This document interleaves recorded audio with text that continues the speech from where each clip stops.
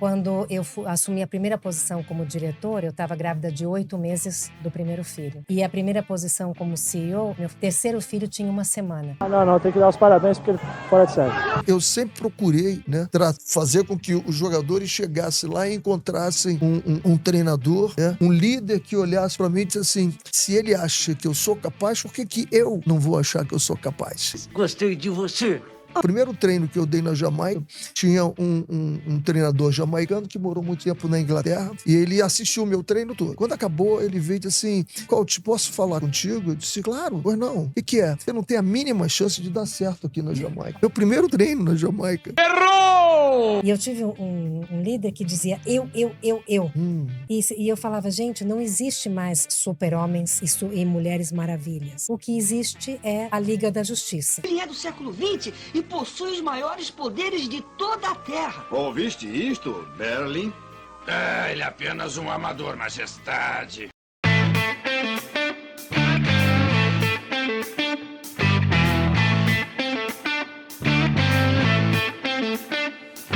Com oferecimento de Oreo, o biscoito número 1 do mundo, que estamos começando mais um episódio do podcast Olho no Líder, que conecta a essência da liderança do mundo esportivo com os desafios do mundo corporativo. Eu sou o Daniel Rui e queria fazer 2 convites a vocês. O primeiro é de conhecer um pouco mais o projeto, acessando olhonolíder.com, seguindo @olho no líder no Instagram e seguindo no Spotify e no YouTube para conferir os outros episódios. Já passou muita gente legal por aqui e muito tema interessante para desenvolvimento e aprimoramento de líderes. O segundo convite é mais um pedido. Eu queria o seu comentário, sugestão de mudanças, melhorias, críticas, para que a gente possa sempre aprimorar o nosso canal e o nosso programa. Vai ser um prazer receber a mensagem de vocês para aprimorar o nosso projeto. O episódio de hoje é sobre inteligência emocional. O tema é o desafio da evolução, desenvolvendo inteligência emocional na liderança. Vamos explorar a experiência e histórias de liderança com 2 convidados fantásticos e que se destacam por conhecer como poucos a liderança de pessoas, o planejamento estratégico e a lida com desafios multiculturais. Antes de começar, eu gostaria de fazer uma menção especial ao nosso patrocinador Oreo. Assim como o projeto Olho no Líder foi uma reinvenção da minha carreira, Oreo tem uma história fascinante de mais de 100 anos no mercado, presente em mais de 100 países e sempre se reinventando e conquistando novas gerações e culturas. Oreo não é apenas um biscoito, é um símbolo de como a inovação e a capacidade de se adaptar às mudanças podem manter um produto relevante e amado por tanto tempo. Essa capacidade de se reinventar é um dos fatores de inteligência emocional que podemos desenvolver e aplicar nas nossas vidas, especialmente quando queremos nos tornar pessoas e profissionais melhores. Nossos convidados de hoje são exemplos vivos dessa filosofia. Eles vivenciaram na prática momentos de reinvenção, adaptação, autoconhecimento, necessidade de empatia, autocontrole e destreza social para enfrentar obstáculos e evoluir em suas carreiras. Apresentando os nossos convidados, do lado corporativo da conexão, eu recebo aqui a Rossana Sadir, executiva com formação estratégica em empresas como Amway, Avon, Abril, Monsanto e McKinsey, e ampla experiência em gerência geral internacional, tendo morado em 8 países por trabalho ou por educação. Tem atuação em órgãos de governança de empresas multinacionais e nacionais, de capital aberto, terceiro setor, private equity e familiares, e é uma grande referência de temas de liderança e carreira no mundo corporativo. Rossana, obrigado por compartilhar conosco sua inteligência, experiências e, claro, um carisma. Privilégio enorme estar com você aqui. Obrigado, Daniel, pelo convite. Um prazer estar com você, Renê, hoje aqui, falando de um dos temas que, para mim, é um dos meus favoritos e está no centro do meu propósito, que é a transformação e a gestão de pessoas para isso. Muito bom, um privilégio nosso de te ouvir. Do lado esportivo da Conexão, eu tenho a honra de receber um dos maiores treinadores de futebol que o Brasil já teve. O René Simões tem trabalhos em grandes clubes do país, além de experiências internacionais, com destaque para a inédita classificação da seleção da Jamaica para a Copa do Mundo de 98, além da medalha de prata no futebol feminino nas Olimpíadas de Atenas em 2004. Atualmente tem uma atuação além do jogo, com palestras e mentorias, dedicando seu tempo, experiência e amplo conhecimento na formação de novos líderes. Uma honra ter aqui um cara que já foi recebido pela Rainha Elizabeth. Professor René, obrigado por aceitar o convite. Claro, apoiar o projeto Olho no Líder desde o primeiro momento que a gente teve contato. Um prazer ter você aqui. Obrigado, Daniel. Prazer grande, Rossana, estar aqui com vocês e falar sobre isso, sobre líder, né? E eu, como sou cristão, eu acho que o maior líder que nós tivemos foi Jesus, né? Isso é inacreditável. Um cara que liderou 12 pessoas e há 2024 anos as pessoas ainda falam dele, falam desses 12 e falam da mensagem que ele propagou, né?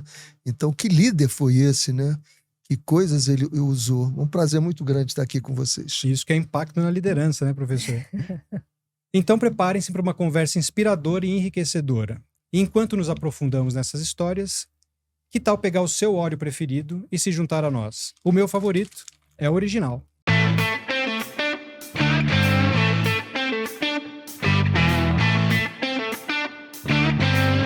Rossana, começando contigo, conta um pouco pra gente da sua trajetória, quais líderes que inspiraram você e abriram portas nessa jornada?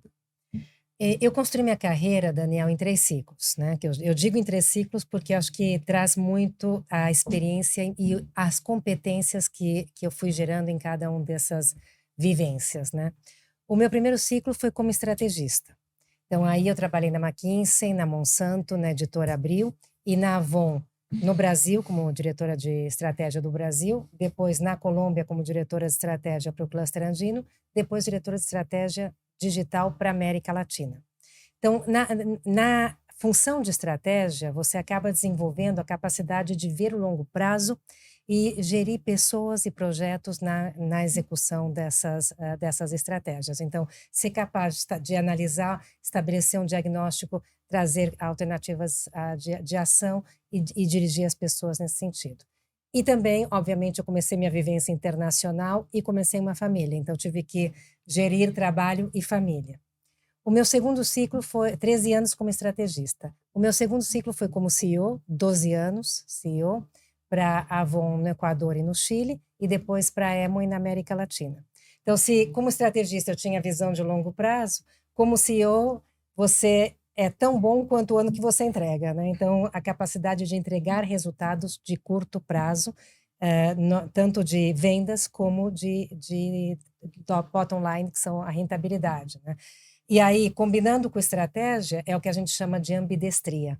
É você poder olhar o longo prazo e o curto prazo e trabalhar uma transformação real, né, de um negócio, entregando resultados ao mesmo tempo. E, obviamente, na posição de CEO, ainda mais na América Latina, a questão de gerenciar pessoas e ser líder de líderes, que são outras competências que a gente tem que desenvolver. E, atualmente, nos últimos 4 anos, eu estou como conselheira em diversas empresas, como você falou, em diversas geografias, tipos de organizações e companhias, e aí trabalhando muito a questão de saúde empresarial, né? Então, trazendo toda essa vivência de estratégia e gestão para poder potencializar os negócios no Brasil, no Uruguai, na América Latina, que são onde eu estou atuando. Então, isso como histórico. E aí, respondendo a sua pergunta dos líderes que me inspiraram, eu tenho um conceito que eu digo que o melhor líder é aquele que te dá a liberdade de tomar suas próprias decisões, né? E isso eu já experimentei desde criança e adolescente, jovem, com os meus pais. Acho que eles foram os primeiros líderes reais que inspiraram essa liberdade. Imagina, primogênita, família argentina super tradicional, e eu fui morar sozinha, fui com 21 anos para Itália para passar num MBA, que na época ninguém nem falava de MBA. Então eu fui muito desbravadora e meu pai morria de medo. Mas fui mochileira, viajei a Ásia e a Europa inteira sozinha de mochila aos 24 anos. Então eles me deram muito essa liberdade de desbravar, de ter a coragem de assumir riscos, né? E eu acho que essa mesma liberdade de tomar as decisões eu tive no ambiente empresarial com alguns chefes.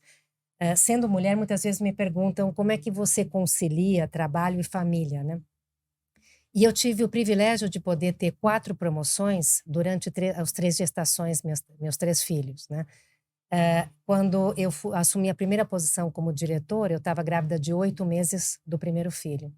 E a primeira posição como CEO, meu terceiro filho tinha 1 semana, que ainda era uma expatriação, outra expatriação para o Equador, né? Então, eles não se ativeram a estereótipos, a convenções de dizer, poxa, ela está grávida, poxa, ela acabou de parir. Não é o momento. Não é o momento, né? Então, essa questão de deixar eu tomar as minhas decisões, deixar eu assumir como fazer aquilo, né? Não me paparicaram também. Me largaram o problema e eu fui atrás. Mas eu acho que aí é onde a gente é realmente o líder. Quando a gente apoia, mas deixa as pessoas se desenvolverem. Isso é muito legal, né? Professor Renê, o senhor achou que ninguém ganharia do senhor em morar em países diferentes e aí conheceu a Rossana? Teve alguém que morou em mais países que o senhor, né? Mas como é que foi essa trajetória bonita que o senhor teve no esporte? E os líderes que te inspiraram. Tendo o prazer de conversar com ela aqui em off, eu empatei com ela. Empatou? Ela colocou o Brasil também. Então somos 8 com o Brasil. Aí somos 8 tá também. 8-8 aqui. Que fantástico. Não vamos pro pênalti. E muito legal escutar a Rosana falando, quando ela fala do pai e da mãe dela, porque meus primeiros líderes foram esses dois, meu pai e minha mãe, porque, embora não tivesse o curso ginasial, né, eles foram de uma capacidade de liderar impressionante, né? O meu pai, que era um chofer de praça na época, hoje motorista de táxi, que ele seria talvez um motorista de Uber, né? O meu pai tinha uma visão absolutamente incrível, né? Primeiro, de planejamento familiar. Ele disse para minha mãe que queria ter 12 filhos e teve os 12. Então ele foi o primeiro planejamento familiar, né? Eu era o sexto. Então, tinha que ter um reserva no time, né? Eu era o sexto desse time aí. Então, isso foi incrível, né? Depois, como é que a minha mãe conseguia liderar esses 12 filhos em casa, meu pai trabalhando muito, né? Ela tinha uma capacidade de identificar o que cada um precisava e ela atendia a cada um. Né? Então ela tinha o diagnóstico preciso de como liderar cada filho. Nós éramos completamente diferentes. Eu não tenho um irmão que seja igual a mim, nem irmã, então ela teve essa capacidade.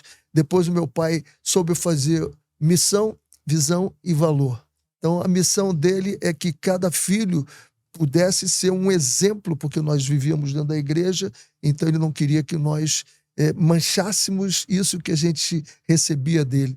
Depois a visão, naquela época, hoje em dia, eu não digo que seja irrelevante, mas não é determinante. Os filhos tinham que ir para a universidade, né? E nós, 8 dos 13, fomos à universidade. Então isso foi... E o valor dele, eu tenho uma história que isso narra muito. Ele, 2 anos antes de falecer, ele faleceu há 3 anos atrás, e ele me contou essa história que eu não me lembrava mais. Eu devia ter 8, 9 anos. Eu achei um dinheiro na rua. E eu cheguei em casa com esse dinheiro feliz da vida. E ele falou, filho, você está tão feliz porque... Eu digo, pai, olha o dinheiro. Eu achei esse dinheiro. Ele disse, mas esse dinheiro não é seu, esse é de alguém. Não, pai, agora é meu. Eu achei. Ele disse, não, filho, esse dinheiro não é seu, é de alguém. Nós vamos voltar no mesmo lugar e vamos deixar o dinheiro lá. Eu disse, pai, mas alguém vai passar e vai pegar o dinheiro. Ele disse, se pegar, o problema é deles, não é nosso. Mas pode ser que o dono do dinheiro volte, filho. E eu fui lá com uma tristeza danada e deixei o dinheiro.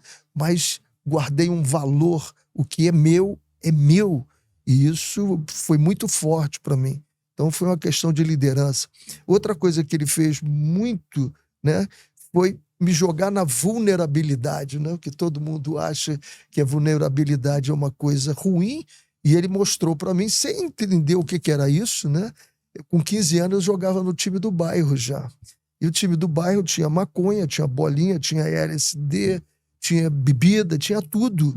E minha mãe ficava desesperada. Bel, você tá largando o Renê com 15 anos, esse menino. Deixa, ele cedo vai aprender a dizer não se ele souber o que ele quer da vida. Então eu aprendi muito cedo a dizer não.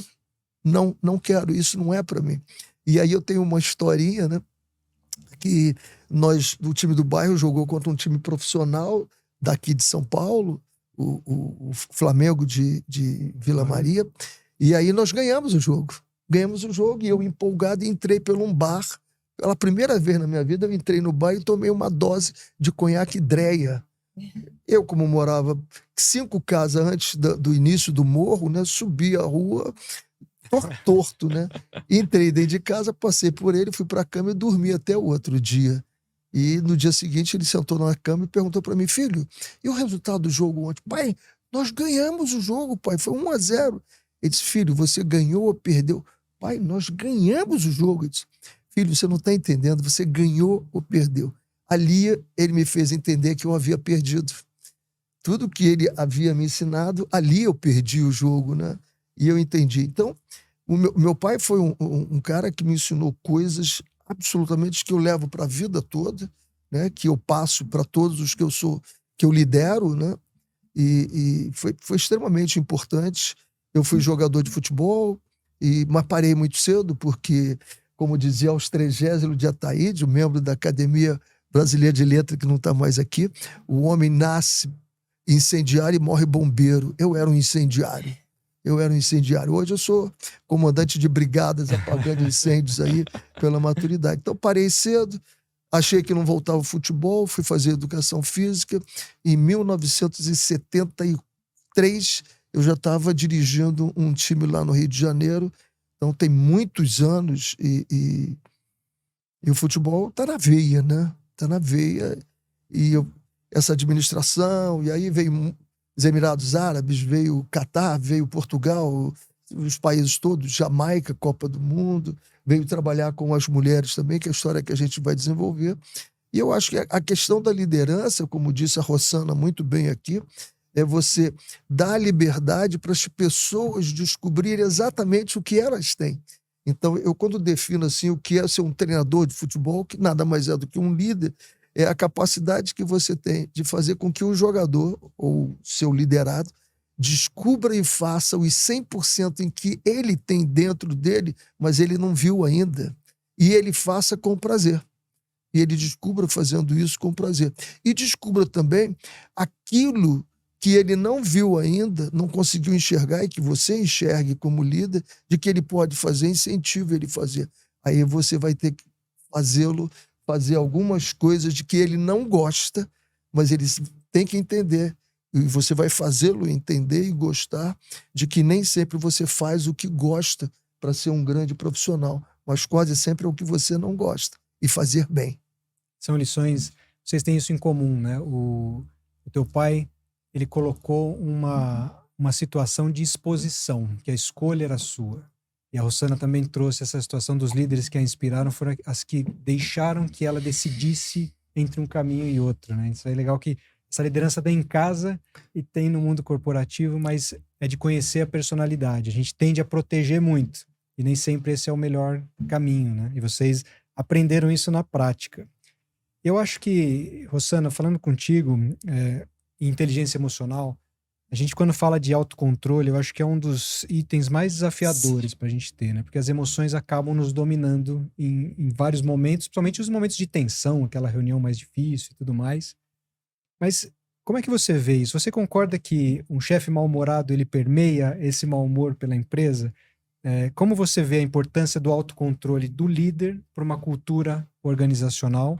E como que você acha que a gente pode trabalhar essa habilidade no mundo corporativo? Olha, René, estou 100% de acordo com você que a gente, como líder, o que a gente transparece é como a organização nos vê, né? Eu liderei sempre projetos de transformação como executiva. Então, foi crescimento acelerado, turnaround de negócios, reestruturação organizacional, transformação digital, novos modelos comerciais. Então, sempre foram momentos de grande mudança e transformação. E esses são os momentos em que você tem que trabalhar, se trabalhar das duas formas, né? Na motivação e trazer as pessoas, e na garantia de que se os resultados não vêm, você tem que conter sua frustração. Eu acho que a melhor forma de aprender isso é errando. Para mim foi muito na base do refletir sobre os meus erros. A primeira posição que eu assumi foi como CEO do Equador, e a gente cresceu 80% em 2 anos, com uma proibição de importação no meio pelo Correia, que não deixava importar, e a gente era 100% importador. Então, eu estabeleci um plano de ação fabuloso, com 4 frentes, fomos todos em cima, desenvolvemos, entregamos, e aí os resultados foram assim, cravados. Apesar de a gente não poder importar, ter 25% de ruptura, a gente entregou 40% de crescimento naquele ano e a rentabilidade. Então eu esperava louros e odes comigo. E eu tive a empresa completamente dividida. Metade me amando, metade super doída. Porque nesse afã de você procurar resultados, eu ia deixando mortos e feridos pelo caminho. Então, as pessoas na Avon diziam, Rossana, get things done. A Rossana faz acontecer. E aí eu tomei a decisão de que eu não ia mais fazer acontecer. Eu queria ser a líder que sabia como fazer acontecer. Porque é muito mais no processo do que nos resultados. Então, na gestão de pessoas, né? E isso na Avon do Chile, que era um turnaround, aí eu já consegui aplicar de uma maneira muito mais suave, porque eu descobri que eu tinha que trazer as pessoas comigo nesse processo, trabalhando o que eu brinco que são os 3 órgãos vitais do ser humano, que é coração, mente e bolso. Então, você tem que trazê-los para eles entenderem o porquê, a causa, o como e o que tem como recompensa para eles e para a organização, né? E mesmo no meio do processo do turnaround da Avon no Chile, quando nenhum resultado ainda tinha chegado, eu estava no meu processo de divórcio do primeiro casamento. Então, você imagina, a gente ainda, com toda a pressão de executar, que as pessoas ainda não estavam on board, os resultados não vinham, e eu ainda com problemas em casa, então eu chegava ao trabalho com uma feição, eu sorrio sempre, e as pessoas se acostumam a me ver sorrindo, né? E eu chegava com uma feição mais pesada. Então as pessoas começaram a me abordar dizendo, Rossana, as coisas estão mal, né? Você está preocupada, não está indo bem, né? O que está acontecendo? Aí eu falei, poxa, eu estou refletindo os meus problemas e os outros não estão entrando no que é fundamental em qualquer transformação, que é a confiança e a motivação, né? O coração. E aí eu aprendi a entrar na empresa, desligar, deixar os problemas para trás, colocar o sorriso, colocar a positividade, colocar o ímpeto, colocar a crença em marcha, e isso transparecer no sorriso, em tudo, e levar as pessoas comigo, né? Então, a questão do autocontrole, ela trabalha muito essa favorabilidade, esse positivismo, essa empatia, essa sensibilidade de olhar o outro e entender o outro. E em mim, que sou uma Mariana com ascendente em Escorpião, fogo e fogo, né? Vinha um ímpetus de ação que eu aprendi a controlar, a respirar. Às vezes eu levantava, ia tomar um café e voltava. E trabalhar sempre de uma forma menos crítica e mais positiva. Hoje, nos conselhos, isso é vital, porque você trabalha com empresas familiares, você trabalha com pai e filho que brigam na reunião, você trabalha com interesses conflitantes. Então, você ser aquele elemento que consegue trabalhar um amálgama nas discussões e manter o ritmo das conversas agradável, positivo, é fundamental, né? Então, isso para mim foi fundamental, essa questão do autocontrole para criar mais pontes e derrubar muros, nesse sentido. Né? E há quem diga que o autocontrole interfere na integridade das empresas também, né? Porque muitas vezes, ao não querer desagradar um chefe mal-humorado ou bravo, as pessoas acabam incorrendo em esconder informações, enfim, ou fazer coisas erradas para não manipular ou fazer o que o chefe manda, e aí a gente não tem o que a gente estava comentando, que era a liberdade de tomar decisões, né? Então, assim, eu não vim pronta, né, nesse quesito de liderança, foi uma coisa que eu fui desenvolvendo, mas acho que ninguém vem pronto. O autocontrole a gente aprende. E é muito na reflexão, na humildade e na empatia. E nesse senso crítico que a pessoa tem que ter de que nem sempre é o que o chefe está mandando. E no mundo do esporte, eu estava comentando com o professor René que o Carlo Ancelotti é das referências que eu tenho, um treinador hoje do Real Madrid e tudo mais, e ele tem esse conceito de liderança tranquila. Ele diz o seguinte, eu sou tranquilo. Quando os jogadores veem que eu saí deste tom, é porque é muito sério, é porque feriu valores, então eles sabem o que é importante para mim, porque é só quando eu mudo o tom, é quando é muito relevante, quando aquele erro, principalmente ligado a valores, é muito relevante. Senão, tudo fica relevante, né? O menor erro acaba sendo uma grande consequência, o treinador ou o chefe mal-humorado, que está sempre bravo com tudo, parece que tudo é importante e o liderado fica com dificuldade de entender o que de fato é importante, né? Quando a gente pega uma criança, né? E o pai educa essa criança só na bronca. Ela deixa de fazer efeito, né? O Martin Seligman, que é o pai da psicologia positiva, ele diz 3-1. Se você é um cara que normalmente elogia muito, de vez em quando dê uma broncazinha, porque senão vai perder o efeito. O cara diz sempre, esse cara só me elogia, eu não devo nem estar fazendo a coisa certa. Então, de vez em quando. E se você é um cara que só dá bronca, de vez em quando dá um elogio, né?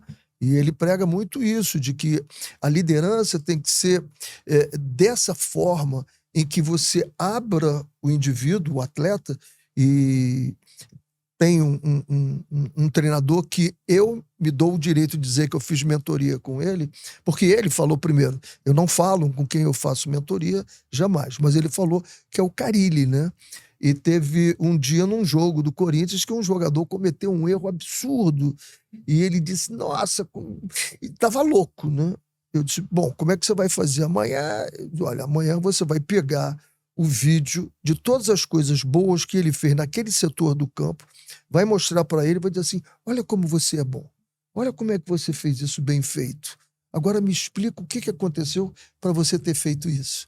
E ele não precisou falar nada, porque o jogador disse, pô, eu errei isso, errei aquilo. O jogador, ele trouxe para ele tudo que ele havia feito de errado, né? Então, essa leitura que você tem que fazer de que você tem que ser duro, porque as regras precisam ser cumpridas, mas duro de uma forma em que ele entenda que ele faz parte das regras, de cumprir as regras, e ele faz parte porque vai fazer o bem para ele. Então, se você não tiver isso, se você for aquele cara de cara feio o tempo todo, você vai contagiar a atmosfera, né? E as pessoas também. As pessoas vão começar a olhar para você, o que eu estou fazendo aqui? Para que eu saio de casa? Para aturar aquele sujeito, né?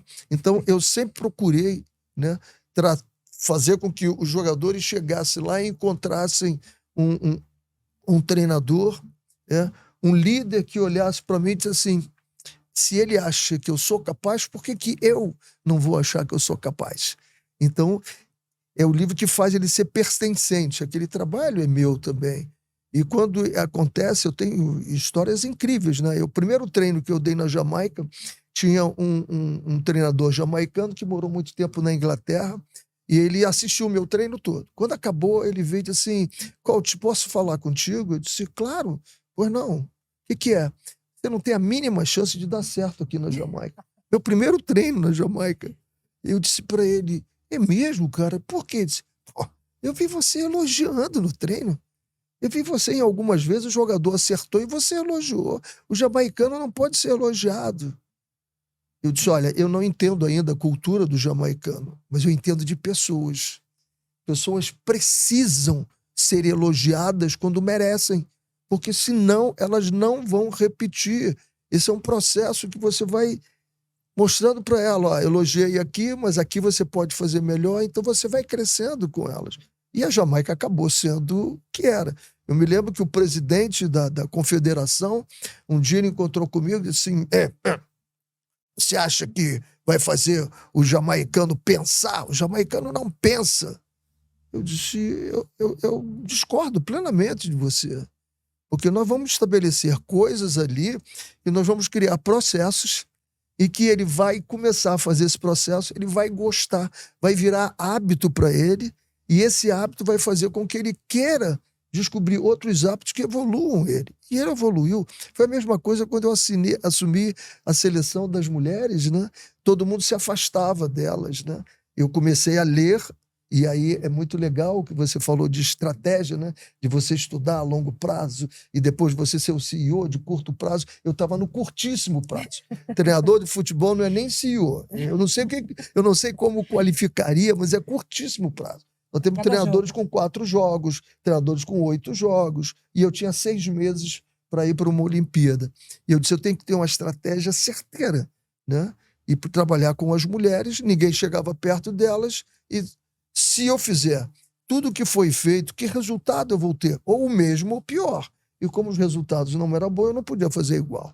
E aí eu cheguei, convoquei elas no dia 8 de março, Dia Internacional das Mulheres, uma rosa e um beijo, e no livro que eu tenho, O Dia que as Mulheres Viverão a Cabeça dos Homens, elas dizem lá no livro, né, esse cara é maluco, porra, chegou aqui abraçando a gente, beijo. Rosa. Depois eu disse que elas seriam minhas filhas, que elas teriam tudo que precisariam, mas tudo que quisessem teriam que conquistar, porque eu não dava café da manhã de graça para ninguém. Talvez elas chorassem muito por causa disso. Então, eu acho que o líder, ele tem que realmente saber, primeiro, se ele é de curto prazo ou se de longo prazo, né? Saber as estratégias que ele tem, se são cabíveis, né? Eu fui trabalhar com mulheres, as estratégias que eu usava com os homens podem ser as mesmas? Não, não podem ser as mesmas. Tem que ser diferente, a conversa, a fala, né? Essa coisa que você fala do Ancelotti é muito, muito interessante, porque se você não tiver certeza da singularidade de você como líder e eles como pessoas, aí vai muito da primeira linguagem, né? Eu tenho uma história com a seleção das mulheres, Rosana. Inclusive, uma era Rosana, não era Rossana, era Rosana, lateral esquerda, e a Baiana. Eram duas laterais, e que eu troquei a função delas. Eu passei a jogar com 3 zagueiros, e elas passaram a ser ala, vez de lateral. Expliquei para as duas, a Rosana pegou rapidinho a Baiana. Primeira semana, nada, querida. Segunda semana, já falei mais dura com ela. E a terceira semana, eu pisei mesmo. E quando eu pisei e falei dura, ela, isso, professor, fala comigo. A primeira linguagem dela, o pai dela nunca disse, ô, Baiana, querida, você está fazendo isso errado. Não, ela só entendia que estava errado quando tinha que ser duro. É o caso do Ancelotti.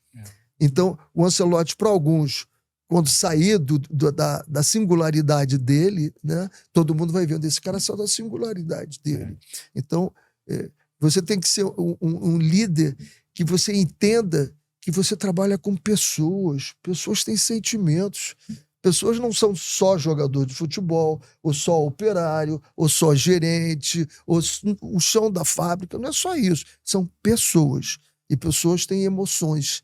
E se você não souber controlar as suas emoções, como é que você vai ensiná-los a controlar as deles? Esse cara é um descontrolado que eu tenho reclamado muito de alguns treinadores na beira do campo, reclamando dos juízes como não. Como é que esses caras que se descontrolam do lado de fora quer que o jogador dele lá dentro se controle? Que exemplo!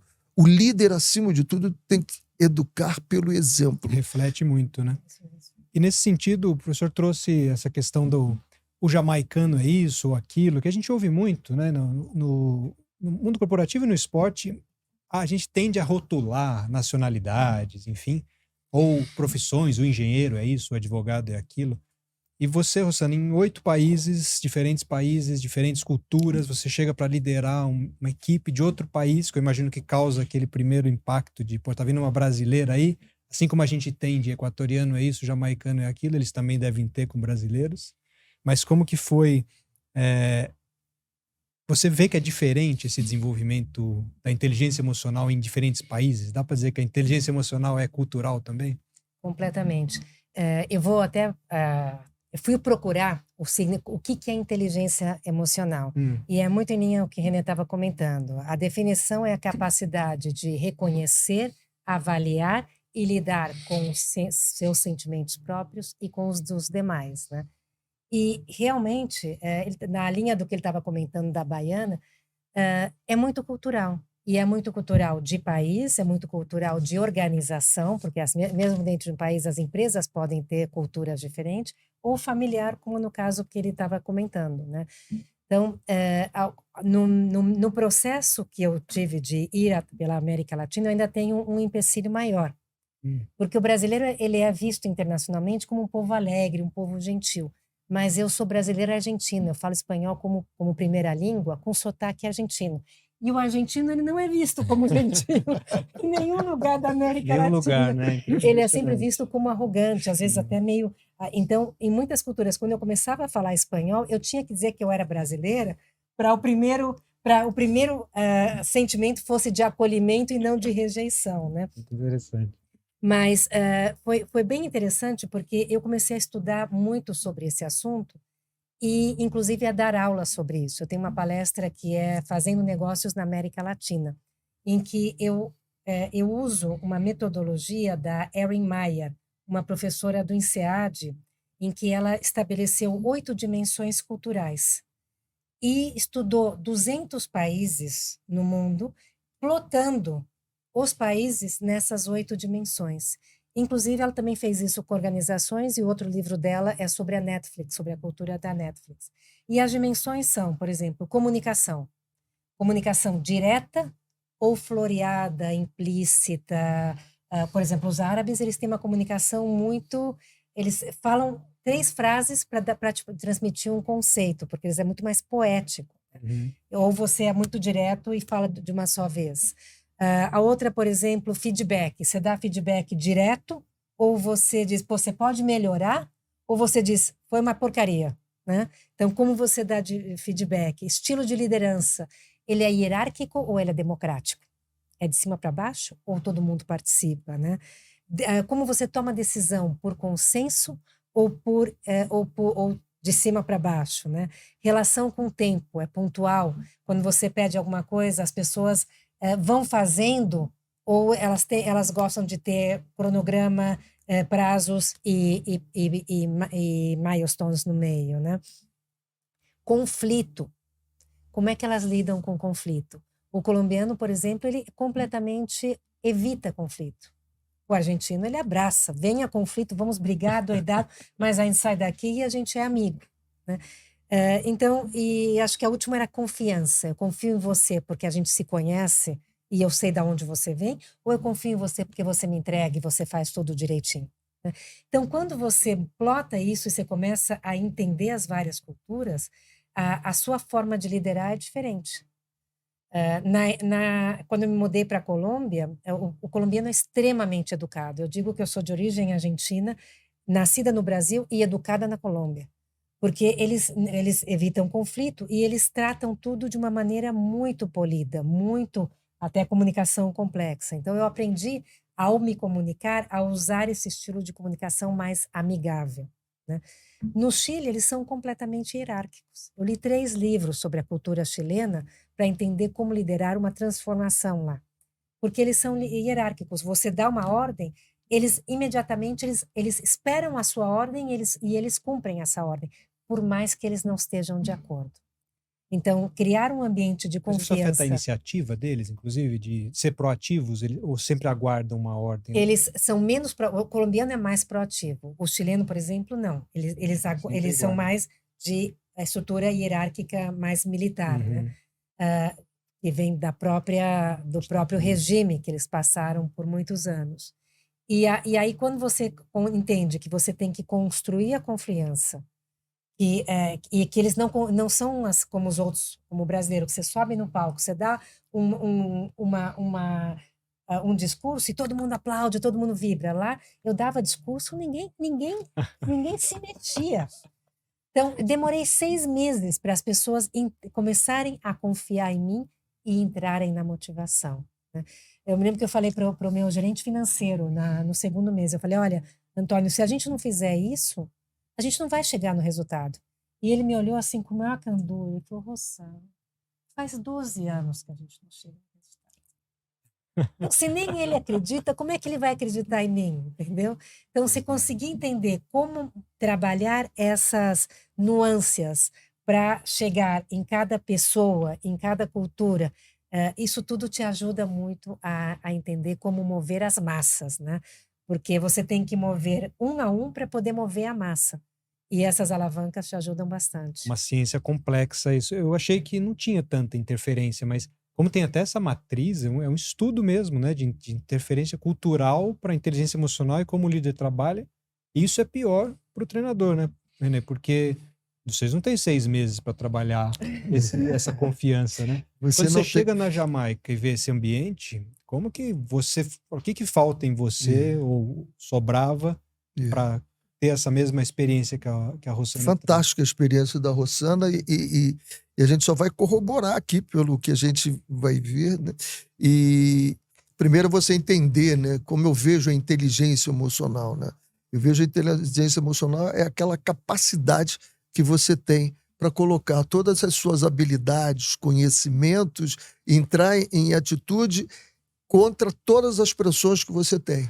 E no caso nosso, o tempo todo você está sob pressões, né? Você vai jogar num Azteca, você vai jogar com 110 mil pessoas vaiando você, pressionando você, e com uma atmosfera em que o cara torce para que você erre o tempo todo. Não estão torcendo a teu favor, estão torcendo contra. E às vezes você vai jogar em casa com uma atmosfera totalmente diferente, favorita a você, né? Eles estão querendo te ajudar, mas te colocando mais pressão, porque você tem que ganhar o jogo. Então, é exatamente essa inteligência emocional que você vai fazer o seguinte: eu me conheço, eu sei da minha capacidade e eu tenho que colocar todas as minhas habilidades exatamente na medida exata que eu estou jogando no México, eu estou jogando na Olimpíada, eu estou jogando a Copa do Mundo, eu estou jogando em Kingston, na Jamaica, ou eu estou jogando no Rio de Janeiro, é o final de campeonato, é o início de campeonato. Então isso você tem que trabalhar, mas para isso você tem que fazer que a pessoa se autoconheça. Se eu não me conheço, vai ser difícil eu usar uma inteligência, ser um cara forte em inteligência emocional, porque eu não confio em mim. É o que ela falou. É você ter confiança, fazer com que o cara acredite que ele vai poder bater a meta como nós nunca batemos a meta. Então, nós nunca fomos uma Copa do Mundo, né? E aí, aonde é que você pega o ponto? Você vai ter que pegar um pontozinho. Qual era o ponto da Jamaica? Porque era um país discriminado por cor da pele. Então, foi isso que eu tive que trabalhar com ele. Nós não estamos trabalhando aqui somente para ir para uma Copa do Mundo. Nós estamos trabalhando para mostrar ao mundo de que nós somos tão capazes como qualquer um, que a cor da nossa pele não tem a mínima diferença. Quando você vai no mundo árabe, você tem que pegar um ponto. O mundo árabe, o cara não precisa jogar futebol porque ele tem dinheiro, ele tem educação, ele tem tudo. Qual é o ponto que você vai pegar? É a satisfação pessoal dele em fazer alguma coisa. Eu me lembro que eu tinha um sheik no meu time e o cara, eu via, esse cara é muito bom, muito bom. E por que ele não produz? Não produz porque ainda não peguei o ponto dele. E eu tinha um massagista brasileira que ia dar massagem para ir na casa dele. Chamei o Jorginho e disse assim: Jorginho, como é que é a casa do Sheik Ahmed? Oi, palácio, cara. Digo, ele tem alguma coisa especial. E ele tem uma sala de futebol, mas só tem coisa do Barcelona. Digo, é mesmo? Do Barcelona? E aí? Tudo do Rivaldo. Ele é apaixonado. E ele jogava na mesma posição do Rivaldo. E eu não conseguia. Como é que você... O cara chegava lá de Lamborghini, eu chegava com o meu... Na época era um Hyundaizinho que eu tinha, e ele chegava com aqueles carros. Como é que eu toco nesse cara? E aí ele me falou que ele era apaixonado pelo Rivaldo, ele jogava na mesma posição do Rivaldo. E eu, naquele dia, fazendo a preleção para o jogo, eu disse: olha, fulano vai jogar aqui, e esse número 10 aqui, eu queria que ele jogasse que nem... Deixa eu lembrar um jogador aqui que eu gosto. Ah, Rivaldo. Quando eu falei Rivaldo, ele subiu assim, e eu disse: Médio, eu quero que você jogue que nem o Rivaldo. Esse cara arrebentou. Nós fomos campeões e ele usava uma cocheira, porque há 5 anos atrás ele tinha tido um problema na coxa e ele não tirava aquela cocheira, o amuleto dele. Eu chamei ele depois desse jogo e disse para ele assim: você parece que gosta do Rivaldo. Ele: pô, eu sou apaixonado. O Rivaldo nunca usou esse negócio aí na coxa. Você já viu? Mas na hora ele tirou aquilo e não jogou. Então, o detalhe é você pegar o ponto culturalmente, né? O iraniano. Como é que você trabalha com o iraniano? Como é que você trabalha com um jogador aqui que nasceu na favela e um jogador que o pai dele é rico? Como é que você trabalha? Então, essa inteligência emocional vai ser você fazer com que ele entre dentro dele, saiba quem ele é, o que ele precisa e ter confiança de utilizar nos momentos de muita pressão. Conhecer o seu campo, porque o futebol leva essa paixão, a paixão que a pessoa que joga tem por um ídolo, é muito mais comum do que até no mundo corporativo, então foi muita habilidade de usar ali. Mas eu vejo também uma questão hoje, professor, do treinador. Você passou por 8 países, e então há uma questão multicultural já intrínseca, né? Mas o treinador brasileiro não é a regra, né? O treinador brasileiro hoje não tem tanto espaço, principalmente nas principais ligas, nas ligas de elite. E eu vejo o crescimento dos treinadores portugueses, que estão fazendo um bom trabalho, inclusive no Brasil. Há uma correlação técnica, talvez porque a escola de treinadores de futebol português ela tem mais de 40 anos. A escola brasileira da CBF, que o professor é instrutor, ela é um pouquinho mais recente, que eu tenho informação. Eu não sei se isso afeta ou não a formação desse treinador, mas como que o senhor vê nessa questão cultural? Por que o treinador brasileiro tem perdido mais espaço e o treinador estrangeiro tem ganho mais espaço? Há alguma habilidade de inteligência emocional ali que o estrangeiro acabou passando na nossa frente? Vou pegar o gancho da Rossana aqui e dizer o seguinte: para ela trabalhar com aquele camarada que disse nós nunca batemos, e ela disse, então vamos fazer alguma coisa diferente, fica fácil. Agora, para você pegar um treinador que é 5 vezes campeão do mundo e dizer para ele, vamos estudar porque você precisa, e fica aí e diz assim, peraí, pô, eu sou 5 vezes campeão do mundo. Então, esse foi um problema que nós agora estamos corrigindo. Os nossos treinadores estão se capacitando cada vez mais e são muito bons. Agora, eu gostaria de fazer um pequeno adendozinho nessa do treinador estrangeiro. Porque a gente fala tanto de treinador estrangeiro no futebol, qual deles deu certo no futebol brasileiro? Vamos lá. Você pega o Jorge Jesus, você pega o Abel Ferreira, você pega o Vojvoda do Fortaleza, e eu coloco nesse grupo aí o do Bragantino, o Caixinha, que não ganhou nada até agora. Se fosse brasileiro, teria sido mandado embora. Mas é estrangeiro, ele está ali. E eu gosto muito do técnico do Botafogo agora, e agora vai ser o momento dele mostrar se ele realmente é tudo o que eu penso. Porque o Botafogo, passando para o segundo turno, tem a pancada que levou ano passado. Ele liderou o primeiro turno com facilidade, levou uma pancada lá e depois afundou. E agora isso na cabecinha dos jogadores está batendo aqui. Será que vai ser tudo igual? Será que vai ser tudo igual? E isso o treinador tem que trabalhar. Essa questão de não trabalhar bem lá fora, né? Eu acho que nós temos um problema aqui que a gente está começando a corrigir. Nós trocamos muito pouco informações. Então, a gente não sabia exatamente o que era lá fora. Eu mesmo fui para Portugal e fui sozinho. E eu falo para todo mundo, não faça isso, não vá sozinho. Você não pode trabalhar num mundo que você não conhece ninguém, né? Quando eu fui para Jamaica, eu já fui com 3 assistentes. Depois eu tinha 6 assistentes trabalhando comigo. Então, 2 olhos, não, eu tinha 12 olhos. É completamente diferente você ter 12 olhos trabalhando. E aí, o próprio Abel tem uma equipe dele, né, montada. Totalmente. Nenhum português vem para cá sem a equipe dele. Ele precisa de olhos. Você, como treinador, não pode ver tudo. Então, tem alguém que veja para você. E você, acima de tudo, tem que ter pessoas que você, quando está naquele momento que a Rossana teve, que não estava num bom momento, ela possa desabafar. E, às vezes, você acaba um jogo, você chega lá e diz um monte de coisa no vestiário, só com a tua comissão técnica, né? Se você não tiver pessoas de confiança, os jogadores vão escutar tudo que você falou, com uma carga de adrenalina enorme, que vai para casa, começa a analisar de novo o jogo, e diz, aquilo que eu falei desse jogador não é bem isso, não. Pô, esse jogador jogou melhor do que o outro, que eu disse no vestiário que ele não jogou nada para minha comissão técnica. Se passam para esse jogador e no dia seguinte você escala ele para jogar, ele vai dizer assim, alguém mandou me escalar. Porque ele disse que eu não joguei bem, agora eu vou jogar. Então, tudo isso é um pacote. É um pacote que você vai aprendendo. Agora, com todo respeito, e eu gosto muito, sou amigo do Jorge Jesus, né? Portugal não foi campeão do mundo ainda. Ainda, talvez.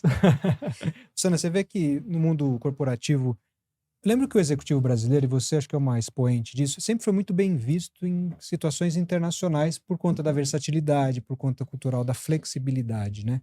Você tem uma binacionalidade, brasileira e argentina, mas você vê que hoje ainda o executivo brasileiro é bem visto, assim, em desafios internacionais? Sim, sim. Acho que a gente tem uma... É o que você comentou. Nós temos que estar sempre enfrentando adversidades, né? Então, quanto mais difícil é a sua vida, mais a sua capacidade de se reinventar, de criar alternativas, nisso, né? de trazer novos caminhos, né? Então, eu me lembro, né, na época da inflação, quando o executivo brasileiro ia trabalhar finanças lá fora, era mamão com açúcar, né? 80% ao mês nós tivemos. pra enfrentar Nós isso. tivemos, né, em março de 1990, 80% ao mês. Então, a gente se acostumou a trabalhar planos políticos, planos econômicos, a trabalhar o vai e vem da polarização política, né? Então, se aprende a se abstrair digamos, dessa adrenalina externa, ser mais racional, traçar caminhos e poder ir para frente, né? Eu me lembro que mesmo como executiva tinha duas características que eu achava fundamentais nos líderes. Uma era assertividade e a segunda era resiliência. Eu acho que a pandemia, que foi uma das grandes adversidades que a gente enfrentou, me ensinou que essas não são as melhores características. É muito melhor a flexibilidade e a maleabilidade. Porque quando você é assertivo, você estabelece um caminho e traz toda a equipe para esse caminho, né? Mas no momento em que você está no que a gente vive hoje, com tantas coisas acontecendo, novidades contínuas, tecnológicas, de pessoas, de política, de economia, climáticas, né? Você traçar vários caminhos e ter a flexibilidade de continuamente ir revendo o seu caminho, para um líder é muito melhor. Porque você deixa de ir numa linha reta e você é capaz de se reinventar continuamente, ouvindo principalmente. E a resiliência é aquela capacidade que você tem de sofrer um choque e voltar à forma original. Eu digo que eu não quero voltar nunca à forma original, eu quero ser maleável. Então, ir adquirindo novas formas com o tempo. Eu acho que essas são as características que, como executivos latino-americanos, com tantas adversidades, a gente foi criando e isso nos faz mais suscetíveis a poder trazer alternativas de sucesso em outras geografias. Isso é muito legal, esse paralelo. A colocação da Rossana aqui é tão fantástica, porque as pessoas confundem o que é resiliência, né? E que isso é um conceito da física, né? Que um material distorce e depois ele volta à sua... Mas eu sempre coloco o seguinte, a resiliência humana é aquela capacidade que você tem de você distorcer e você voltar melhor. Exatamente. Não igual. Exatamente. Você volta, mas volta melhor. Então, se você não tiver essa capacidade de voltar melhor, fazer com que se perder um jogo de 5-0, pô, se você não tiver a capacidade de suportar essa pancada, vai doer. Mas depois eu volto melhor, porque o próximo jogo não vai ser igual. Pois é, e falar em pancada, Sônia, uma curiosidade minha, não sei se já te fizeram essa pergunta recente, mas o Brasil acabou tendo uma campanha ruim na Copa América. E o Dorival, que é um excelente treinador, mas ficou marcado, e aí a discussão voltou se a seleção precisa de um técnico estrangeiro, porque o compararam com o Bielsa, que durante os pênaltis estava orientando a equipe, e o Dorival teve aquela cena em que ele fica rodeando os jogadores e dá a entender que ele está querendo entrar na conversa e não o deixam, ele fica como um líder de fora. Depois ele explicou que aquilo já estava combinado, não era bem daquele jeito, mas a imagem acabou jogando contra, porque ele coça a cabeça, ele fica tentando ingressar e parece que os jogadores não o deixam, né? Mas como que o senhor viu aquele cenário com o professor Dorival ali? Você acha que de fato era combinado? Ele não tinha que estar naquele papel ali? Primeiro eu quero te dar um dado absolutamente importante. A Copa do Mundo começou em 1930. Nós vamos para a 23ª Copa do Mundo. Tivemos a parada da guerra, né? Jamais, vou repetir, jamais uma seleção foi campeã do mundo que o treinador não fosse nativo daquele país. Então, que será a seleção brasileira, que já foi 5 vezes campeão do mundo e ganhar com um técnico estrangeiro? É óbvio que pode acontecer, né? No caso do Dorival, eu sou muito amigo do Dorival, né? E já conversamos sobre isso. Ele tem o filho dele que é quase todas as coisas, se você observar, ele fala, mas é o filho dele. Os treinadores, todos eles têm um assistente também. O assistente vai lá, mostra no computador o que é, vai entrar, a marcação vai ficar feita assim, e nos pênaltis já estava tudo mapeado ali. E o filho dele estava lá dentro, e ele estava ali fora olhando. entendeu? Tem horas que eu não preciso estar dentro do labirinto. Nós vimos o Zagallo em 98, né? O Zagallo segurando a cabeça do Tafarel, do outro. Cada um. Absolutamente estilo. E como a gente vincula o resultado, lá o deu estilo. certo, né? O Dorival é aquele estilo mais tranquilo, tipo o Ancelotti, né? Tipo o Ancelotti. Isso já foi treinado a semana toda, a véspera do jogo, foi batido o pênalti, trabalhado, cada um, quem é que vai fazer, já foi estudado o treinador de goleiros do outro lado, olha, se bater fulano, bate do lado direito, se bater o outro, você tem tudo isso mapeado, entendeu? Ali o momento é só para você dar uma sacudidela. Talvez um próprio jogador tivesse dando essa sacudidela, ele estava ali de fora. Se nós tivéssemos ganho, isso não teria feito nenhuma diferença. Agora, nós não perdemos, não foi porque ele não estava ali dentro. Nós perdemos porque os jogadores foram muito mal na batida deles. Muito, muito, muito mal. Então, acho que não é esse o problema, não é o caso de se ter um treinador estrangeiro, embora eu não seja contra o treinador estrangeiro aqui no Brasil, porque seria um contrassenso eu trabalhar em tantos países lá já foi o estrangeiro. e já né? sofreu o que eu sofri em alguns países quando você chega para dirigir seleção. Então a pressão é muito forte em cima de você. Exato. Você quer comentar? Eu sim. Eu acho que o líder ele não tem que estar sempre no holofote.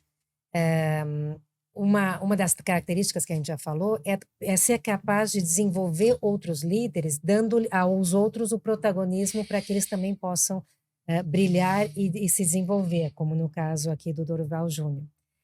E também tem um conceito que essa história me fez lembrar, que nossa liderança ela é baseada na hierarquia militar. Né? Você tem o general, os coronéis, os sargentos, os soldados, e aí você estava acostumado que o general ia à frente e dizia, sigam-me soldados, e todo mundo seguia. Né? Hoje o conceito de liderança mudou muito. Eu me lembro que eu percebi isso com um gerente meu que disse, Rossana, eu não entendo, eu estava acostumado nas outras empresas que o gerente geral sempre estava na primeira fila, e você sempre senta ao fundo, você deixa todo mundo falar e você é a última a falar. Né? Por quê? Aí eu falei, poxa, eu estou desenvolvendo um estilo de liderança que eu costumo chamar liderança do pastor, que deixa as pessoas trazerem as soluções, deixa as pessoas desenharem os seus caminhos, e o meu papel é ir trazendo as ovelhas desgarradas e garantir que todos estejam indo na direção acordada. Né?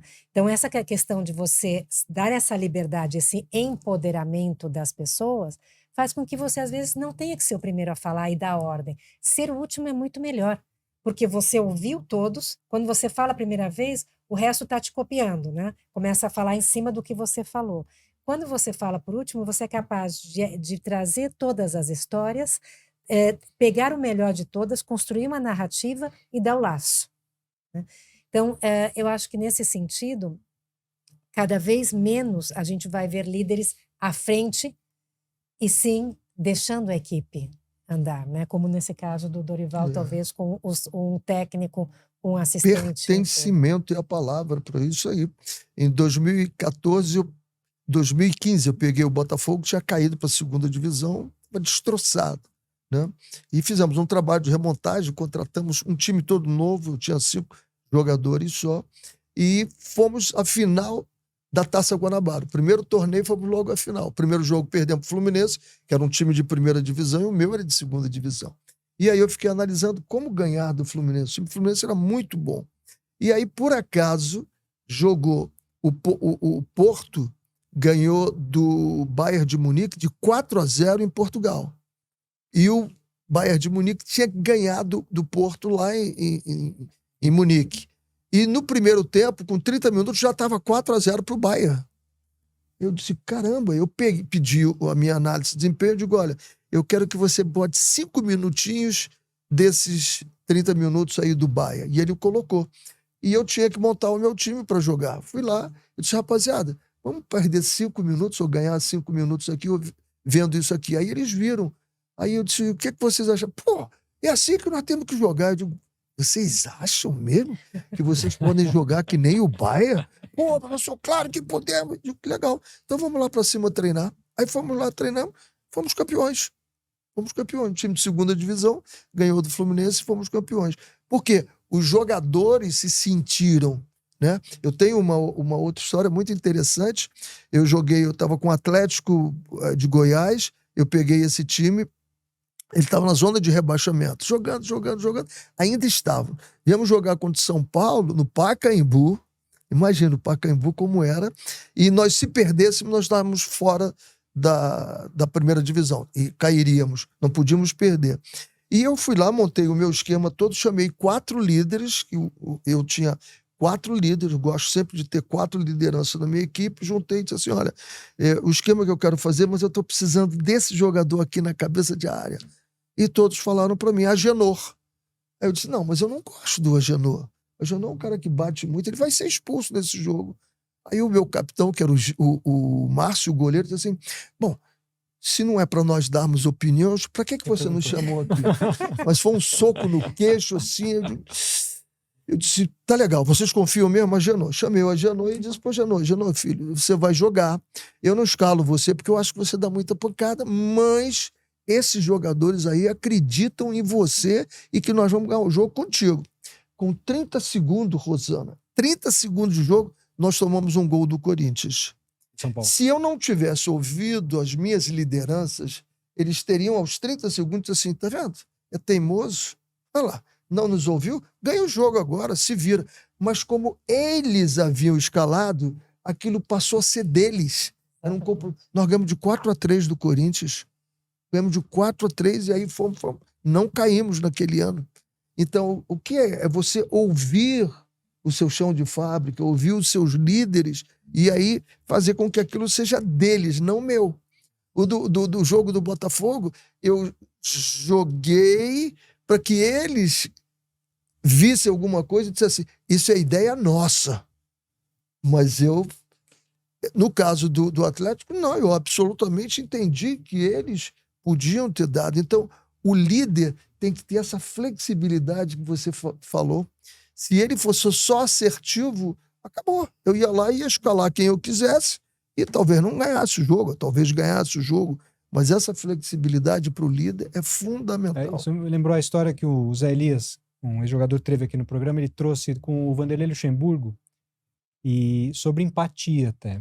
Porque ele trouxe a seguinte história, que o Vanderlei era muito bom de ler as pessoas, de como elas estavam, se elas estavam bem, se elas não estavam bem, se os jogadores estavam bem para o que ele queria que entregasse. E quando ele notava que um jogador não estava bem, ele não falava com o jogador, ele delegava ao Serginho Chulapa, que era o assistente, para que fosse até o jogador e conversasse com ele. E eu sempre fiquei refletindo, a inteligência emocional, as habilidades de inteligência emocional são delegáveis. Você pode delegar alguém da equipe para fazer algo que, em tese, seria a função do líder fazer. O Vanderlei deveria conversar com esses jogadores, mas talvez pela habilidade que ele visse em um outro membro da equipe, em fazer melhor, ele delegava, Serginho, vai lá você e conversa para ver se está tudo bem com eles ali, né? Vocês já passaram por situações que vocês delegaram algo assim de inteligência emocional de vocês para algum membro da equipe fazer? Eu fiz para mim, comprar ao contrário, né? Uhum.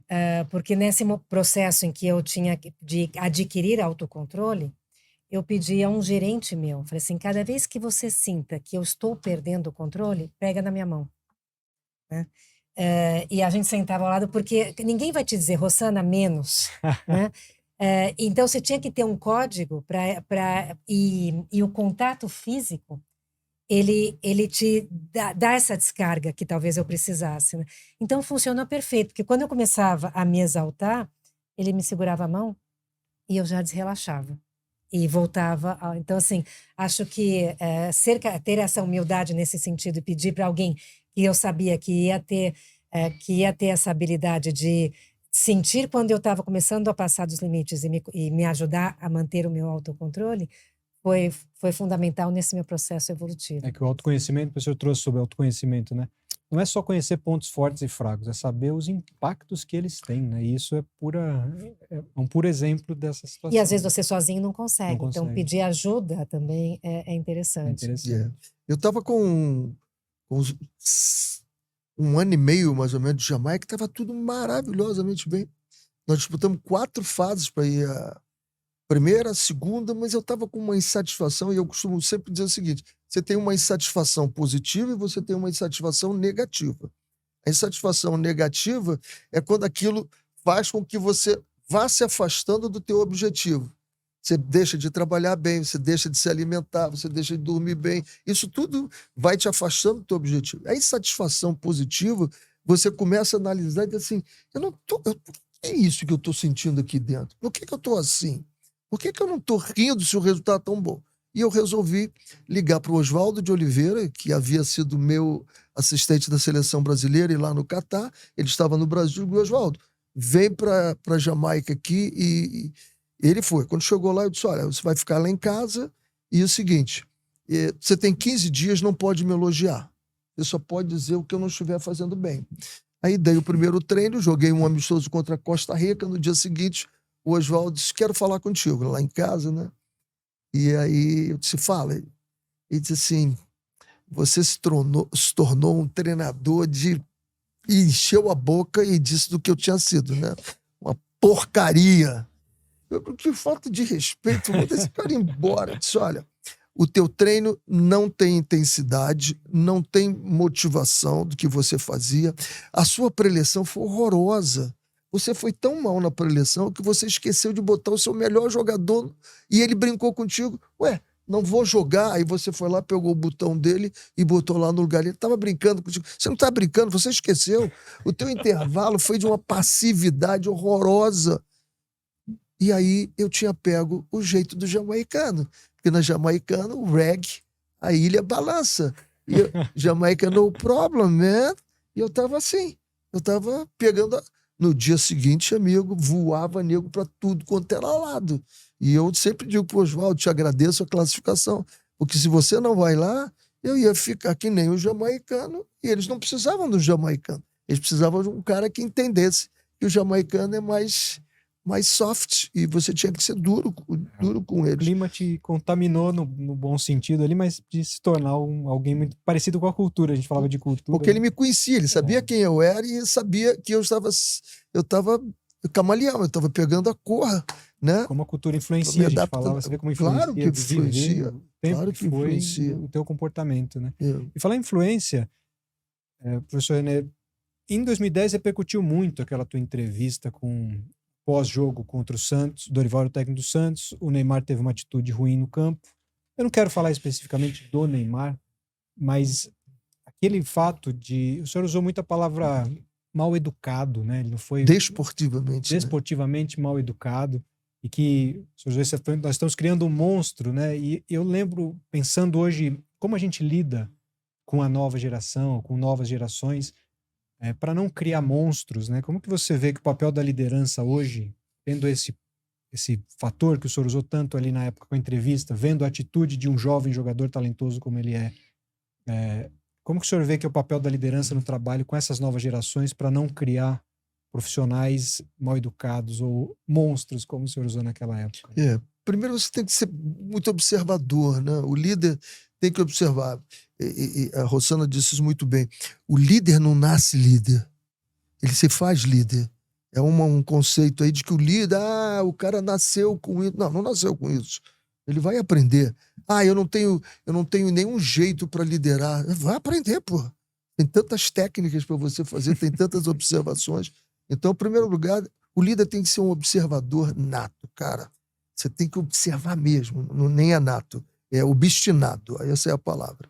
E eu sou um observador obstinado. Eu fico vendo detalhezinhos. Eu vejo um jogo, o time fez um gol, todo mundo fez um bolinho e foi comemorar. Aquele jogador não foi, ele foi para a arquibancada sozinho. Peraí, que grupo é esse? Né? Aquele jogador, todo mundo tá pulando lá, acabou o jogo, ele já entrou no vestiário e foi embora. Que grupo é esse? Que jogador é esse? Então eu vou analisando os comportamentos dele. Para justificar o que eu disse, primeiro, não foi nada premeditado. Segundo, eu vou usar o que o Cristiano Ronaldo disse dias atrás. Ele disse: o Neymar é um dos poucos jogadores que eu tinha muito prazer em ver jogar, porque ele é um artista da bola. Ele é muito bom. O repertório técnico dele é um absurdo. Poucos. O Cristiano Ronaldo não tem o repertório do Neymar. O Messi não tem o repertório do Neymar. Agora, são profissionais, foi o que ele falou. Cristiano, fui eu. Ele disse, eu fui sempre profissional de futebol, já o Neymar decidiu outro jeito. Certo ou errado, é a vida dele, tem que decidir. E ali, a minha preocupação era exatamente... Esses dias eu gravei um vídeo e depois apaguei. Não postei, de 2 jogadores que eu acho que estão indo num caminho que, se não tiver uma tomada de decisão de rumo agora, a gente vai ter problemas mais tarde, porque a seleção está precisando. São 24 anos. Quando nós chegarmos ano que vem na Copa, em 2026, nós estaremos há 24 anos, como estivemos em 2002. Nós ficamos, 24 anos sem ganhar uma competição. Então, é preciso que você tenha esse cuidado de estar analisando. Foi esse cuidado que eu tive, de analisar. Eu digo, gente, isso aí é fenômeno. Como é que a gente vai deixar esse fenômeno tomar esse caminho, né? E eu me bato sempre que o jogador de futebol ele tem que entender a diferença entre convivência e conveniência. Porque quando ele tem muita qualidade, ele começa a ter os direitos de viver com conveniência. O que é bom para mim, é bom para mim, dane-se o resto do time. Se é bom para mim, dane-se o que pensa a sociedade. Se é bom para mim, dane-se quais são os preceitos e valores que a gente tem que seguir. Eu sou eu e acabou.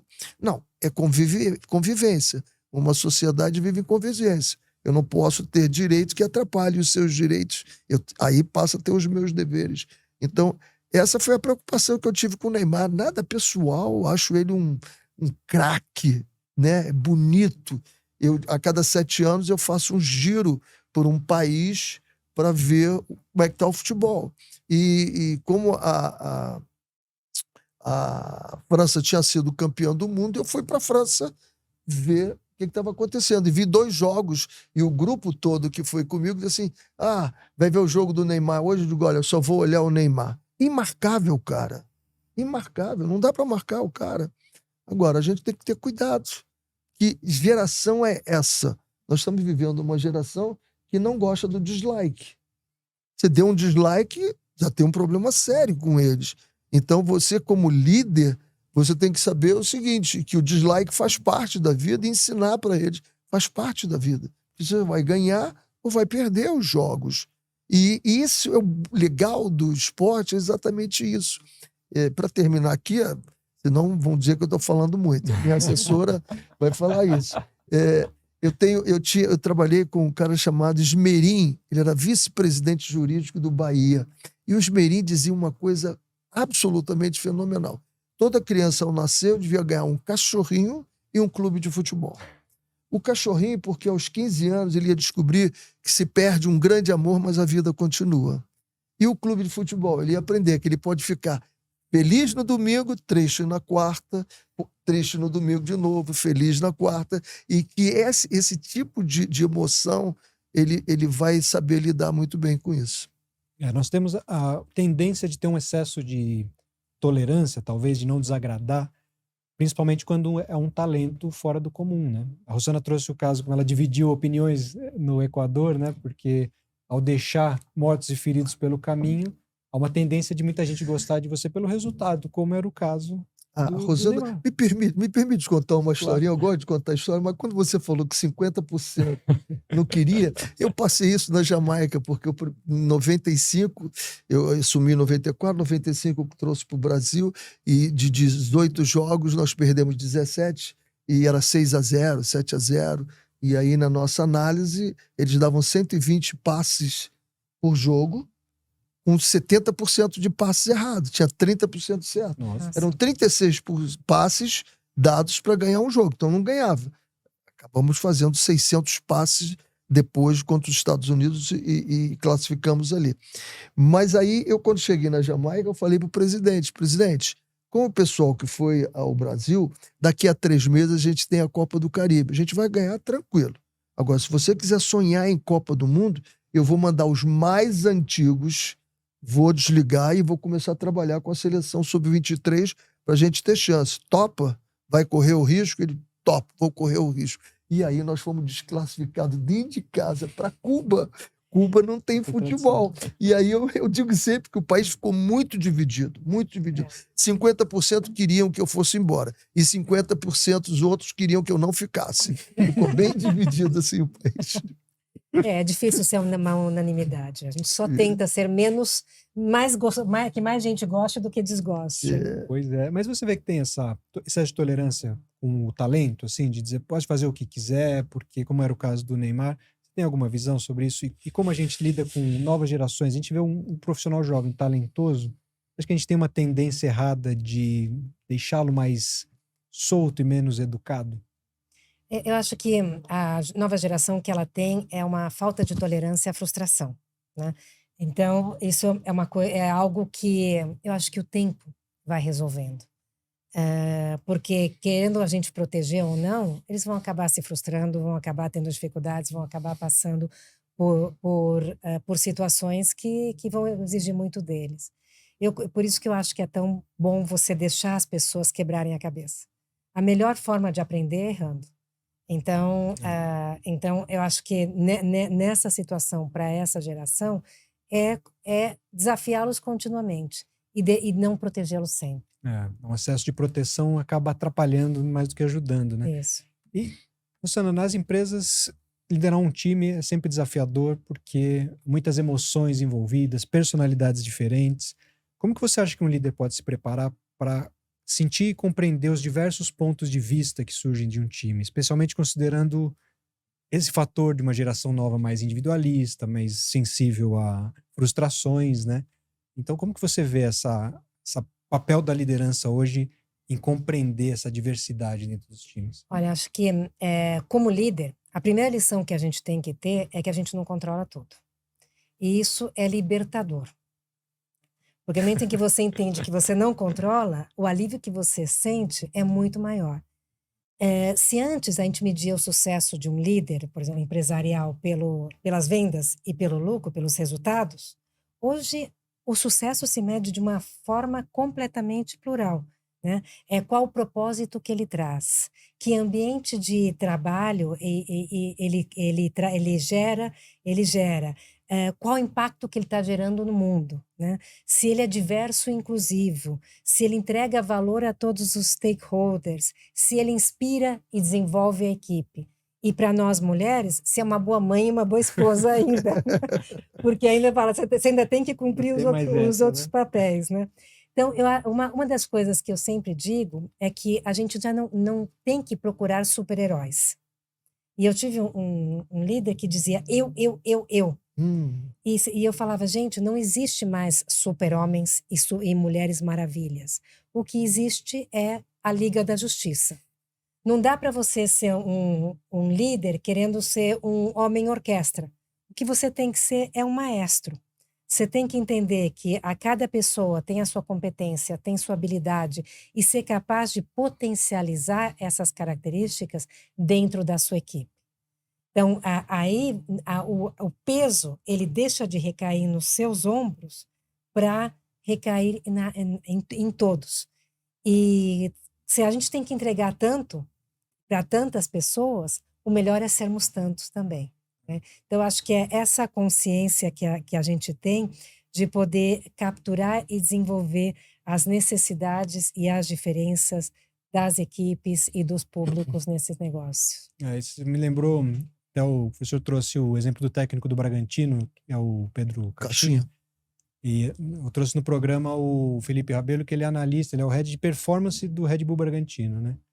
E ele trouxe um exemplo do Pedro Caixinha, que me lembrou um pouco essa tua resposta, e da construção de relação que ele fez ao chegar no Bragantino. Ele disse, o Pedro trouxe toda a equipe do clube numa sala no primeiro dia e trouxe tudo o que ele esperava do trabalho dele, conheceu todo mundo, estabeleceu o parâmetro, fez com que aquilo permeasse a todas as áreas e não só os jogadores liderados imediatos.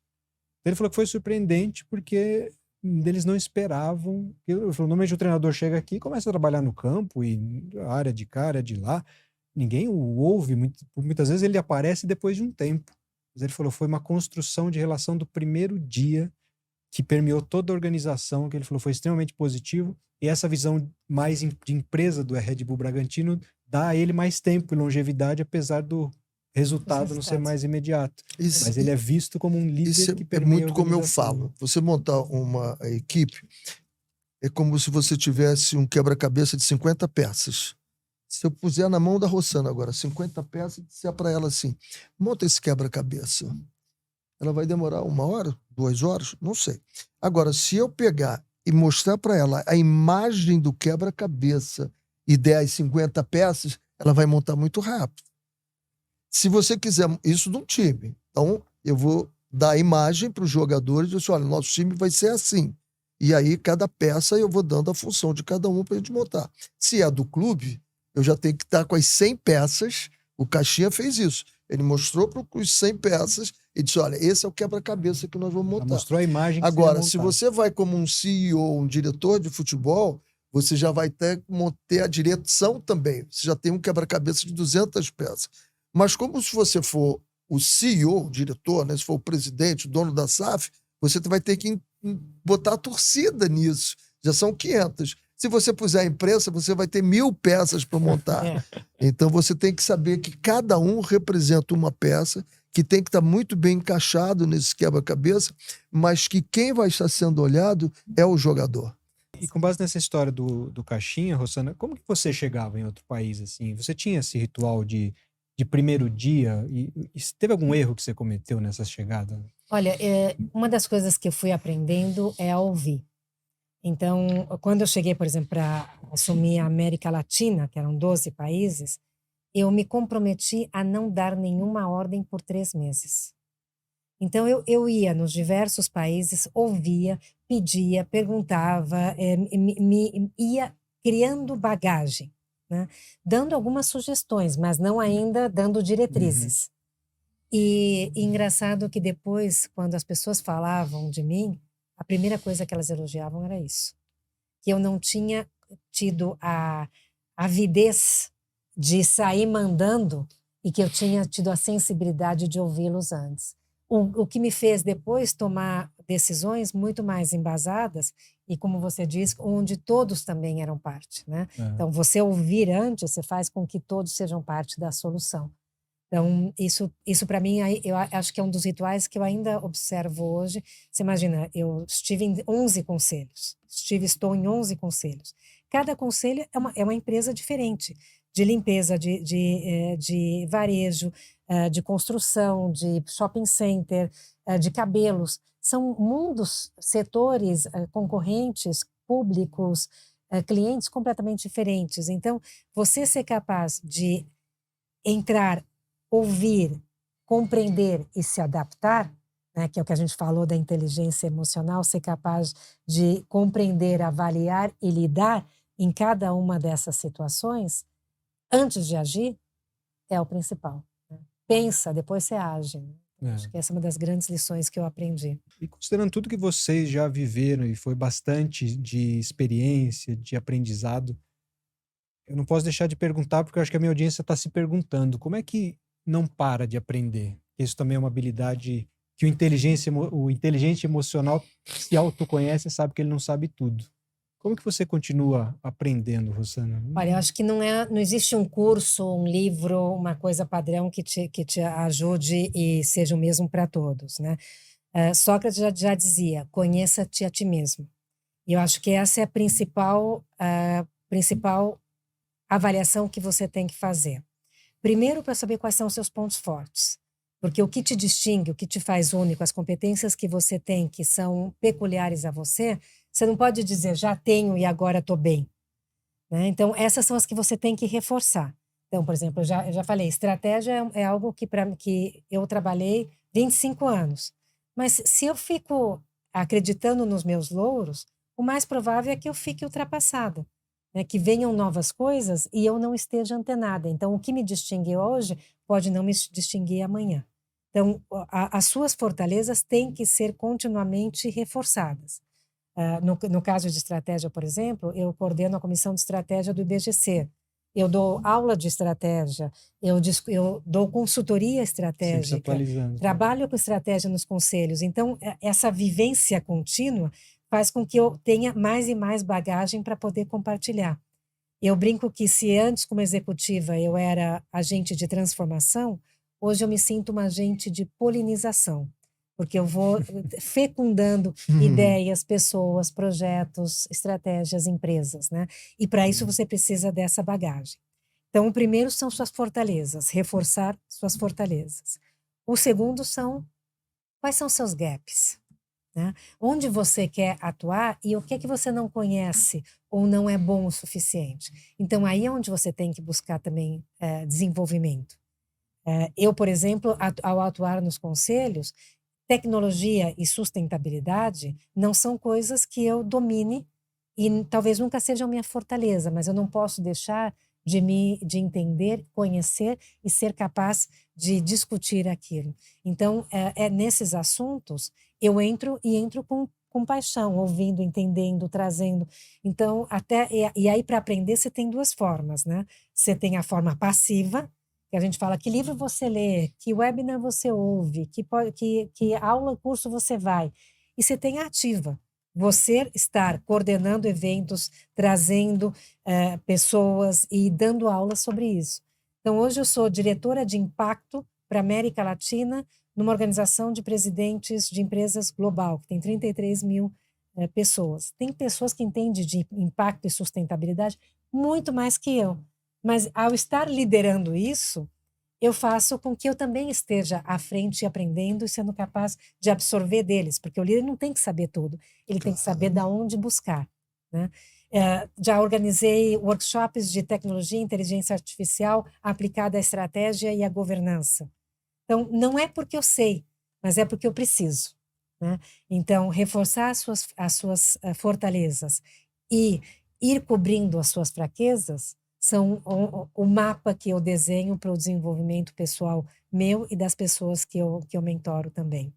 Legal. Eu costumo dizer aos meus mentorados, e aí, por favor, o pessoal de defesa dos animais, eu sou contra que se faça qualquer coisa contra os animais, eu só uso isso como um exemplo, por favor. Eu digo para eles que eles não são como elefantes. Como é que você adestra um elefante? Você adestravam, né, um elefante? Ele pequeno, botava-se no pescoço dele uma corda de navio, de prender navio no cais, amarrava numa árvore centenária, ele tentava sair, machucava o pescoço. Tentava sair, machucava o pescoço. Tentava sair, machucava o pescoço. Ele colocava dentro dele essa ideia de que ele já sabia tudo sobre corda e árvore. Não precisa aprender mais nada. Depois ele grande, imenso, você bota uma árvore fina no pescoço dele e amarra numa árvore, ele não se movimenta porque ele já sabe tudo sobre aquilo. Vai me machucar. Então eu digo sempre para os meus mentorados, e isso foi uma coisa que eu usei também na semifinal da seleção brasileira contra a Suécia da Olimpíada de 2004, porque elas haviam perdido em 2000 a semifinal, haviam perdido em 96 a semifinal, ido para disputar o terceiro lugar e perderam também. Então, quando chegou na semifinal, eu senti aquilo, olhando para cada uma, e você citou o Vanderlei, a gente está olhando o tempo todo, analisando. Quem fala mais está falando menos. Quem não fala nada está falando a beça. Quem é de ficar sentado está em pé. Digo, opa, não está no normal. Então, e aí eu contei essa história para elas, né? Digo, olha, nós podemos até perder, pior, igual não vai ser. Porque nós não fizemos as mesmas coisas que faziam. Então vai ser diferente. O primeiro tempo foi horroroso. Eu tive que entrar no vestiário saindo do meu equilíbrio, jogando coisa na parede, chutando tudo. E aí, quando elas se assustaram, eu disse assim, não jogamos o primeiro tempo, vamos jogar o segundo agora. Jogamos e ganhamos o jogo, fomos para a final. Então você tem que estar o tempo todo sabendo que alguma coisa nova você pode aprender.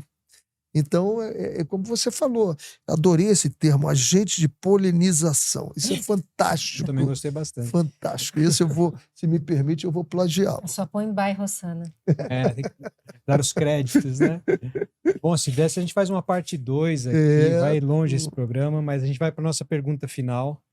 Eu queria saber de vocês, se vocês têm, qual a definição de liderança que vocês têm? Existe alguma definição que vocês levam com você? Tem algum significado para vocês?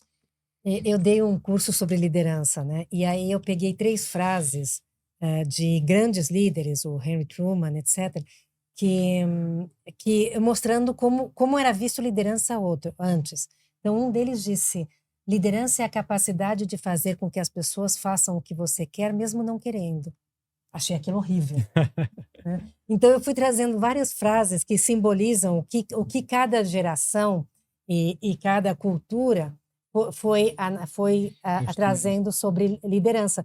Porque, obviamente, tudo é uma questão temporal e cultural, né? O que a gente via antes como uma coisa positiva, hoje a gente vê de uma outra forma.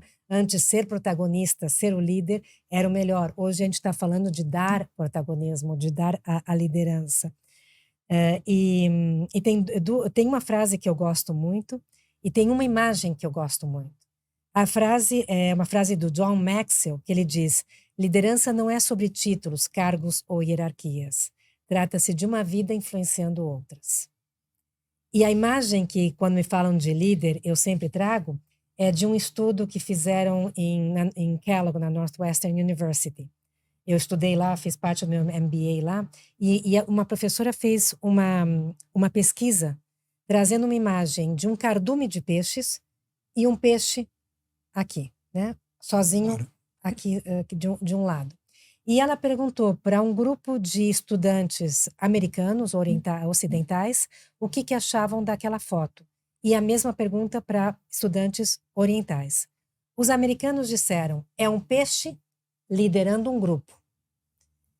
E os orientais disseram: é um grupo no qual a gente tem que incluir ao peixe que está fora. Né? E eu vi isso na prática na Amway, que era uma empresa de lideranças, onde muitos da cultura oriental subiam na frente e eles falavam. E eu vi um líder chinês trazendo toda a equipe dele e deixando a equipe no palco falando e ele ao lado apoiando. E aí eu pensei imediatamente na história dos peixes, né? Então, ele como líder, ele deu protagonismo, ele desenvolveu a equipe. Ele não era o líder. Então, acho que é essa capacidade de influenciar e gerar outra liderança a que eu mais admiro. Legal.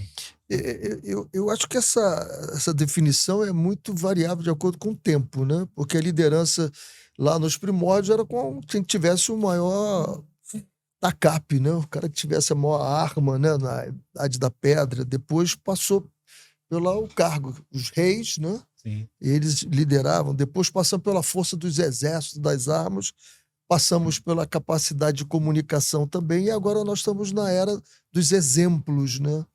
Eu acho que o líder é aquele cara que, pelo exemplo, ele consegue modificar comportamentos. Esse é o grande líder para mim, né?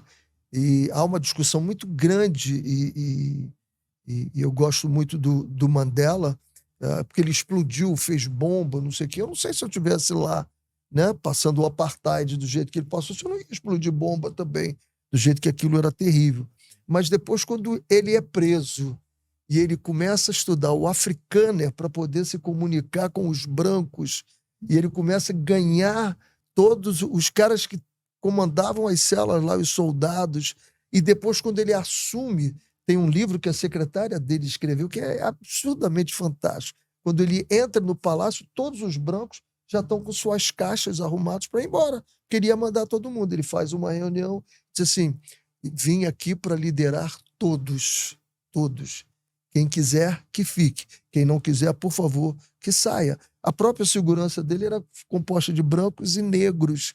Então, esse é o líder pelo exemplo, né?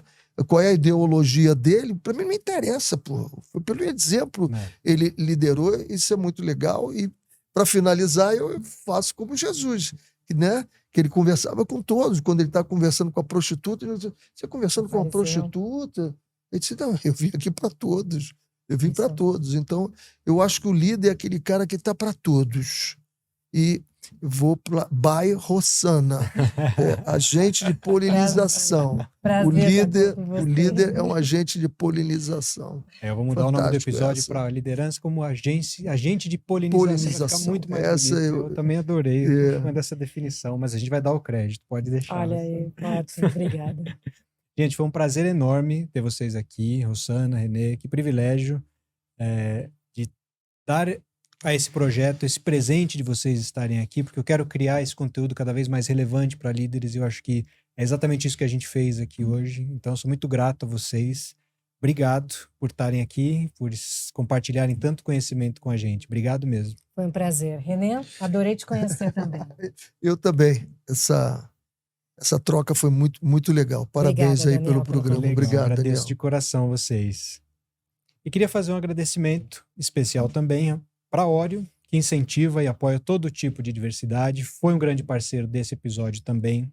Além disso, sempre digo que Oreo é mais do que um biscoito. É uma experiência que une sabor e textura, a escolha certa para qualquer momento do dia e com diversas versões deliciosas, une a família e amigos, como a gente se uniu aqui hoje para um bom papo. Descubra qual o seu favorito e aproveite. Um agradecimento especial também para a Empathy Produções e seu time parceiro, que apoia o projeto Olho no Líder desde o início.